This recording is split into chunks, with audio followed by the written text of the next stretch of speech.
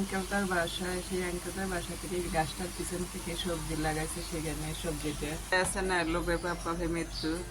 তাই আমি ভাবছিলাম সবজিটা সার ফসফেট দেওয়ার না, তাই নিয়ে নিই তরতাজা একটা সবজি।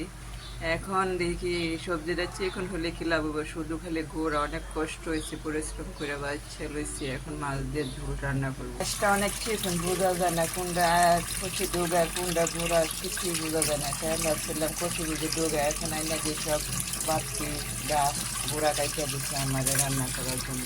অনেক ঠকছি থেকে আমি তিনটা জিনিস আনছি, তিনবার ঠকছি। আমি আনবো না, আমার হাজব্যান্ডে বলছে আনবো না, কিন্তু কালকে কোন বোঝা মানে আমার হাজব্যান্ডও নিয়ে আসছে, আমারও ধরাই দিচ্ছে। মুখে এত মধু, এত সুন্দর করে ডাকে, তখন মানুষের মন গলে যায়।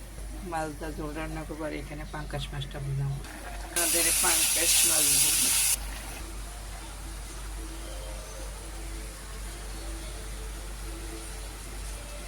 সকালে নাস্তা আলু দিয়ে লুচি বানাইছি, তাই আমি ভেজে নিয়েছি সবগুলো নাস্তা। গরম গরম আলু দিয়ে লুচি বানাইছি, খাও। কথা না করে তাড়াতাড়ি খাইয়ে নাস্তা করে যাও, আমার টাকা দিয়ে যাও। আমি এক সপ্তাহ পরে আবার বাচ্চাদের স্কুলে আসছি। এদিকে আসো,